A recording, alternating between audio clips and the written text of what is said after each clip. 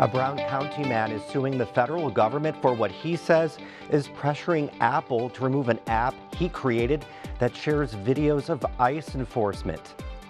Law enforcement officials say to be on the lookout for scammers who are using lost pets to target pet owners, including one Bloomington woman. And we'll talk about what's next for annexation after the state Supreme Court rules against the city of Bloomington. We'll have these stories and more coming up on Indiana Newsdesk. Indiana Newsdesk is made possible in part by Maller Grotner Plummer Attorneys, providing legal services to clients and the community. Maller Grotner Plummer Attorneys, understanding, expertise, results. Bloomington and Indianapolis, on the web at lawngp.com. IU Center for Rural Engagement, extending IU Bloomington resources to improve Hoosier lives in partnership with communities and organizations. rural.indiana.edu. Smithville, fiber internet, security solutions, and voice in Southern Indiana. More information at smithville.com. Bunger and Robertson, attorneys at law since 1949, utilizing experience, knowledge, and resources to help individuals and families recover in personal injury matters. Information at lawbr.com. And by WTIU members. Thank you.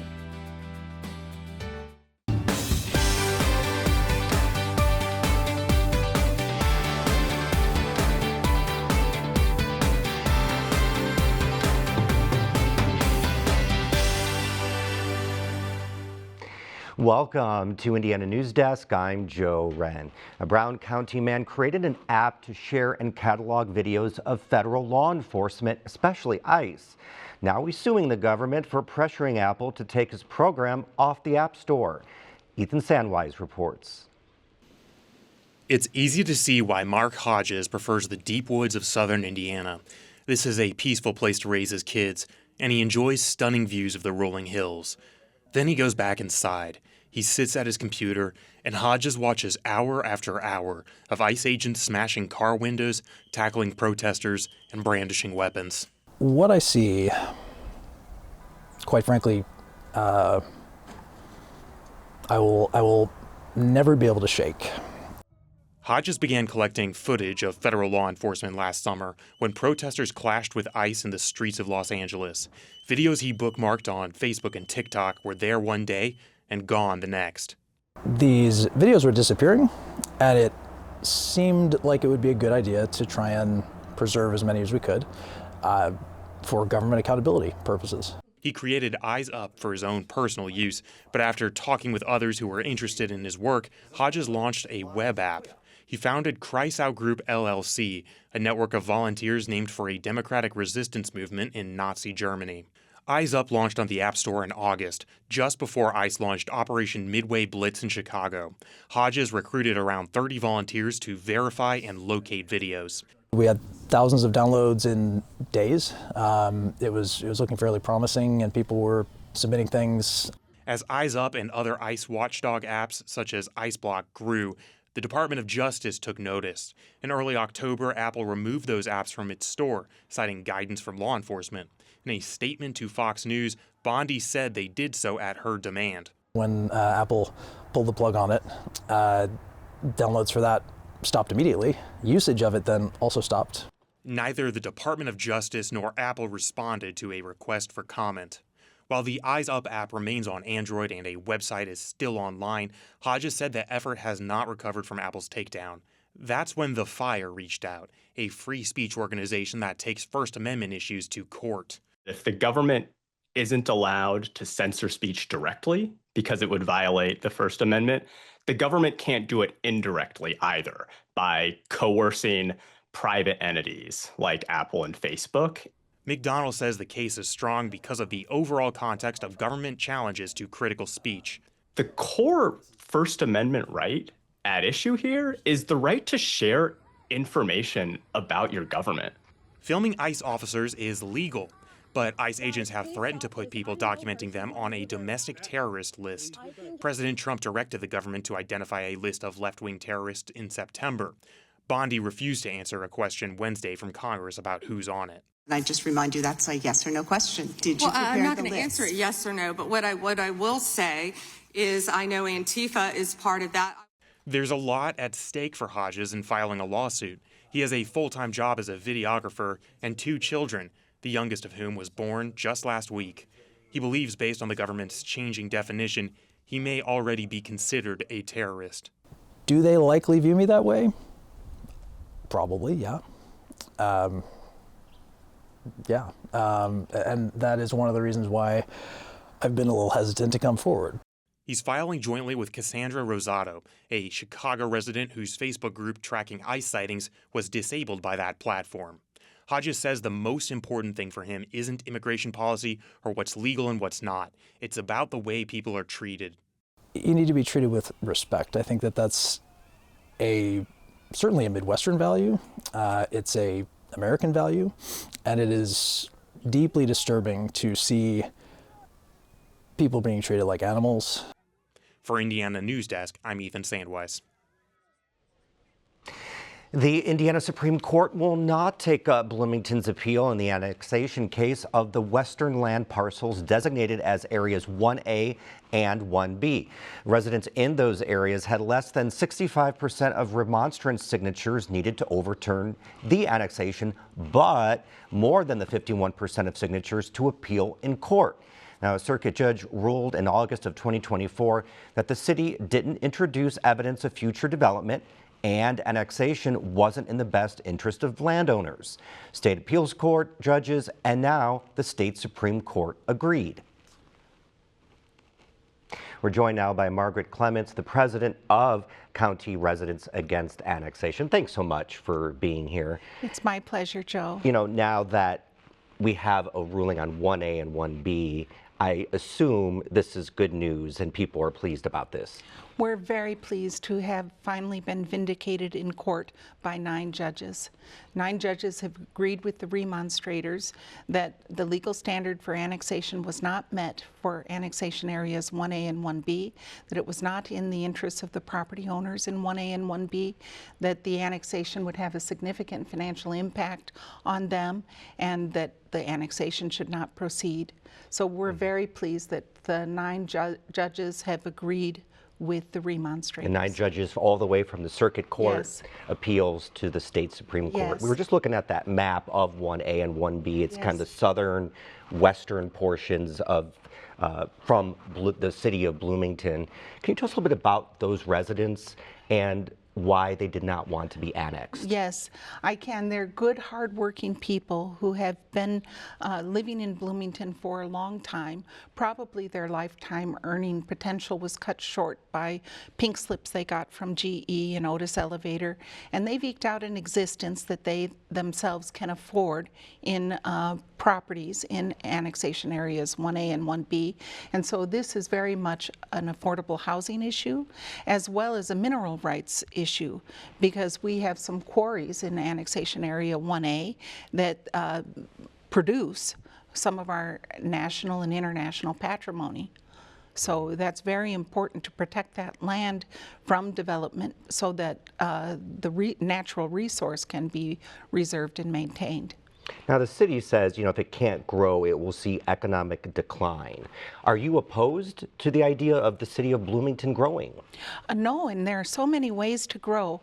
I love growth, and growth in a positive fashion can result in jobs for people. It can result in a better lifestyle for people, and there are so many ways to grow. We can grow to be better stewards of our government, better stewards of our streets, better stewards of the infrastructure we've already developed, and better stewards of the people who live here and contribute to our community. And the trick is to involve the people in the vision of their own determination. And that hasn't been done broadly. And of course, there was 2 administrations. You have the Hamilton administration, yes, and now Kerry Thompson. What went wrong?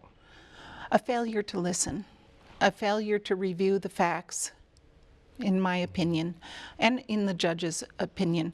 I mean, we have spent, I don't know how much money on an annexation that failed in large part because the legal standard wasn't met.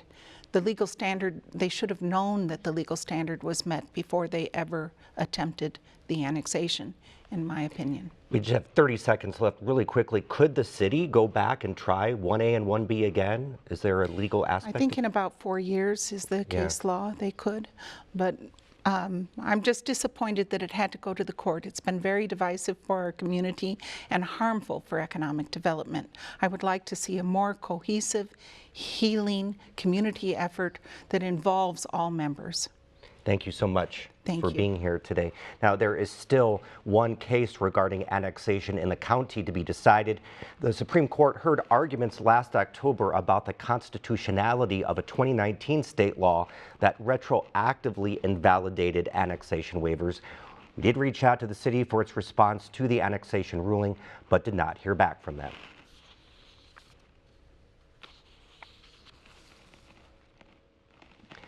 An Indiana Department of Transportation road project on the east side of Bloomington that will cut down 50 trees has sparked opposition.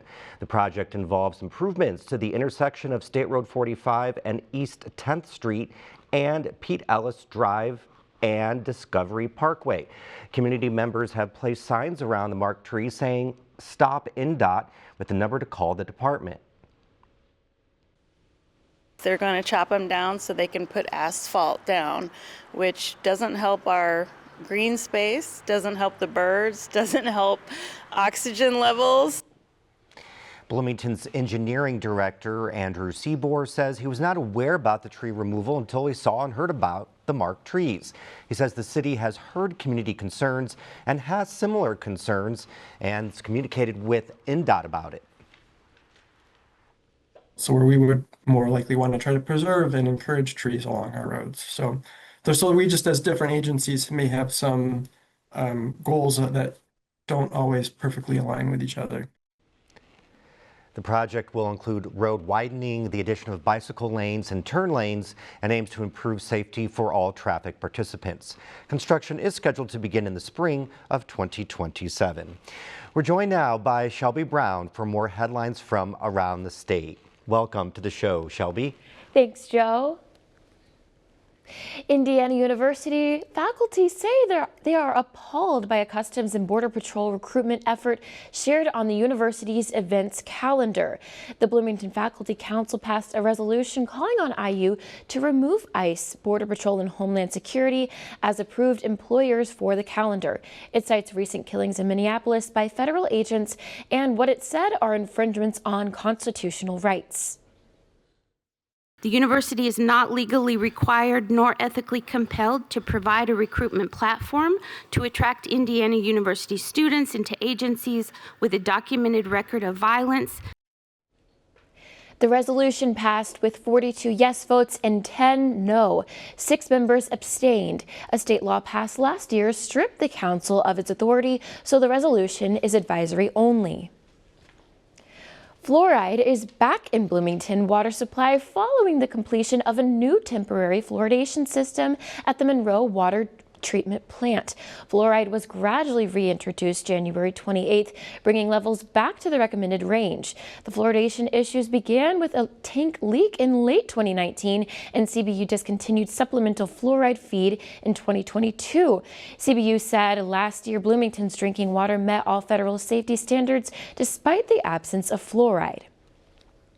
Indiana residents will no longer be able to change their gender marker on driver's licenses beginning this week. That's despite a vast majority of testimony at the State House and written comments submitted to the BMV oppose the move. The BMV says it considered all public comments and that the rule complies with Governor Mike Braun's executive order on sex and gender. The Brown County Music Center says a little more than $250,000 is being donated back to the county from the 2025 calendar year. The nonprofit says in the past 3 years, more than $800,000 has been sent to Brown County Community Foundation and the county commissioners for distribution. An average of 80,000 people have attended events the past 3 years. Indiana's first monthly payment for housing ICE detainees is nearly $1.25 million. The payment is for more than 4,000 ICE beds at the Miami Correctional Facility in northern Indiana. This money is in addition to a $6 million upfront payment the department received to prepare the facility. Indiana has a 2-year agreement with U.S. Immigration and Customs Enforcement to hold up to 1,000 detainees at a time. The prisoner at the Federal Correctional Complex in Terre Haute has died after being found unresponsive. It's the second unexplained death this year at the correctional complex. 45-year-old Caleb Allen Root was serving a 10-year sentence for firearms and drug trafficking offenses. Prison Bureau officials say they notified the FBI about both incidents. And state and local officials have collected more than 500 dead crows over the past 2 weeks, and residents continue to report finding new bodies. Vigo County Soil and Water Conservation say the dead crows first appeared in December. Testing showed that birds had died from avian influenza. We just saw all these crows on the ground, and I'm like, oh my gosh, like is a zombie apocalypse happening? Thankfully, and all jokes aside, it is very, very, very, very low risk at transmitting into humans. And Joe, the city has recommended keeping cats who can get the avian flu indoors during the outbreak. Terre Haute has had a crow problem for years, but that was not part of the plan. Thank you, Shelby. Scammers are targeting the owners of lost pets, including one woman in Bloomington. Ethan Sandwise reports the criminals impersonate animal shelters and local law enforcement. This cat's full name is Bobbert De Niro, but to Haley Bradley and her family, he's just Benny. For a young cat, Bradley says he's not super adventurous. That made it shocking last Thursday when her daughter phoned her at work to say Benny was gone. We started looking outside, drove the neighborhood, talked to a few neighbors, went to the animal shelter, checked the intake there, started posting him on Facebook. Bradley and her daughter did everything you're supposed to when looking for a lost pet, putting up posters that afternoon and sharing Benny's picture all over social media. Late that night, her phone rang. Caller ID said it was Monroe County law enforcement. It said Monroe County Sheriff's. So I panicked, answered the phone. There was a gentleman on the other end that said that he was with the Sheriff's Department and that they had located my male cat. The man told Bradley that Benny had been hit by a car. He listed off, broken fibula and then a slip disc in his back that was causing pressure and temporary paralysis. And if we didn't act right away, this cat could possibly be permanently paralyzed. The scammer told her to wait for a call from the animal shelter. Soon, Bradley's phone rang again, showing the Humane Society phone number. A man who introduced himself as Daniel was put on the line, telling her that in the morning she could pay for emergency surgery through PayPal or Zelle. So it felt real, like this kind of stuff went on. Yes, it did. And so he listed off about a $2,400 price tag on this vet bill. Daniel called her back the next morning to let Bradley know Benny's surgery was successful and to arrange payment over the phone. She sent the money. He told her to pick up Benny from the shelter at 2 that afternoon. Then the call dropped. Bradley called the shelter, but it was closed. She called the sheriff, and an officer told her they never found her cat. Bradley realized she had been scammed. Most heartbreaking part is that stopped us from looking for him for about 13 hours because we thought he was in care of a vet. And he'd been outside. We're dead of winter right now, and he'd been outside this entire time. Lost pet scams are, unfortunately, common. Usually it's somebody who says that they found a person's cat and they want some money or just sort of sound fishy about what's going on. This is the first time, at least I've personally heard of, somebody posing as animal control or our shelter saying that they found the cat. But it's happened elsewhere in the country. Web apps make it easy for scammers to imitate phone numbers and find personal information about pet owners.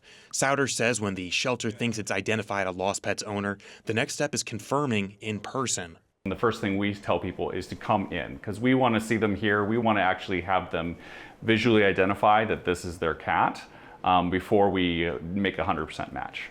Benny's story has a happy ending. After Bradley realized she'd been scammed, she and her daughter hopped back in the car to resume the search.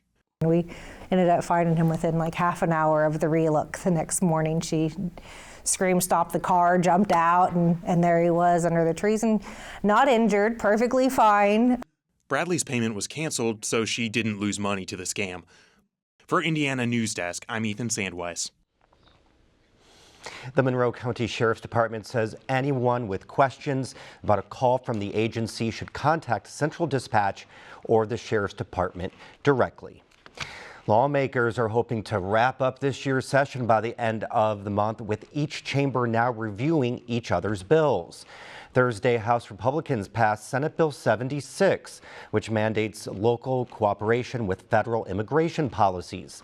Passed along party lines, the bill would allow the state attorney general's office to seek sanctions against businesses found to have hired unauthorized aliens. What this bill does is make sure that we don't have a situation like what's happened in Minneapolis, by making sure that we do comply and follow federal law. The bill would require city and county officials to comply with federal detainer requests for immigrants suspected of being in the country illegally. If Indiana's needle exchange program is to continue, it will do so under more restrictions. This week, the House added amendments to the Senate bill requiring identification of those using the exchange and limiting those transactions to one-to-one exchanges. It also cuts the extension of the program from 10 to 2 years. We've heard from doctors, we've heard from addicts, and everybody in between. Everybody brings something to this table and to this committee. I think the enemy of good is better. The enemy of idealism is the loss of a syringe program. If the bill fails, 6 counties, including Monroe, would have to sunset their programs by July. Parents can let their kids play outside without supervision and won't risk allegations of child neglect under a bill on its way to the governor. Dubbed a Let Kids Be Kids measure, lawmakers say the goal is to draw clearer lines between ordinary age-appropriate independence and actual neglect. The bill passed unanimously. It's the first bill to make it to the governor this session. Students will have to store their cell phones in a locker or another location under a bill that's moving forward. Indiana's current law only forbids students from using devices during instructional time. The bill's author says the new language will eliminate inconsistencies that allow phones during lunch, passing periods, or at individual teachers' discretion. Some small business owners say a bill placing more regulations on hemp will force them to close their doors. Lawmakers said they are conforming to federal changes made by the Trump administration last year and closing an existing loophole. The bill would ban synthetic THC and make any product with more than 0.4 milligrams of THC per container illegal. It is egregious to me that my kid can walk in a gas station and buy this stuff. Makes no sense whatsoever. And I beg somebody to come here and stand here and tell me that that's different. The bill creates a regulatory and licensing structure for products that would still be legal for people 21 and up. Well, a bronze statue of legendary Indiana men's basketball coach Bob Knight will be installed in the south lobby of Simon Skjodt Assembly Hall. The university announced plans for the statue during Monday night's celebration of the undefeated 1976 NCAA basketball championship team. Henlon Studios will design and produce the statue, which will be erected near the statue of the 1976 players. Coach Knight said at the conclusion of the 76 season that fans should take a good look at the group because you'll never see another group like it again. No timeline was announced for when the statue will be unveiled. Valentine's Day is tomorrow, and it's the busiest holiday of the year for florists. Our Natalie Fitzgibbons visited Mary M's Walnut House Flowers, which started preparing for the holiday over a month and a half ago. Owner Jamie Sisko says preparing for Valentine's Day is the same routine each year. It consists of getting the flower orders in and getting the roses ready for sale, which means stripping them of their leaves and thorns.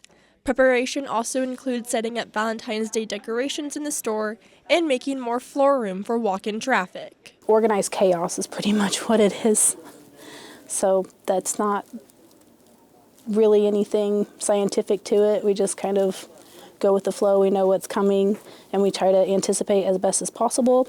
Cisco says demand is down for this year for Valentine's Day. That's because the holiday falls on a Saturday, when sales are traditionally less. Fridays, Saturdays, and Sundays are not fantastic Valentines because they fall on a weekend, so people make other plans. They don't necessarily get flowers. They may go out for dinner or go on an excursion.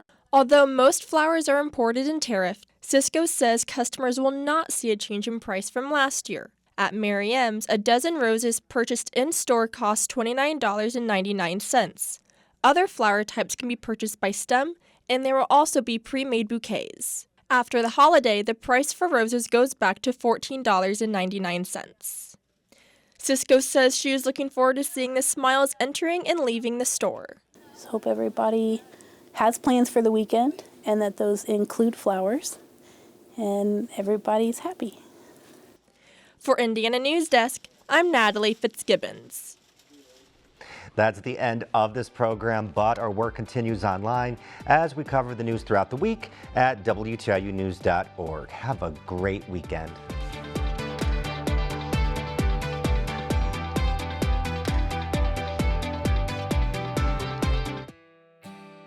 Indiana Newsdesk is made possible in part by Maller Grotner Plummer Attorneys, providing legal services to clients and the community. Maller Grotner Plummer Attorneys, understanding, expertise, results. Bloomington and Indianapolis, on the web at lawngp.com. IU Center for Rural Engagement, extending IU Bloomington resources to improve Hoosier lives in partnership with communities and organizations. rural.indiana.edu. Smithville, fiber internet, security solutions, and voice in Southern Indiana. More information at smithville.com. Bunger and Robertson, attorneys at law since 1949, utilizing experience, knowledge, and resources to help individuals and families recover in personal injury matters. Information at lawbr.com. And by WTIU members. Thank you.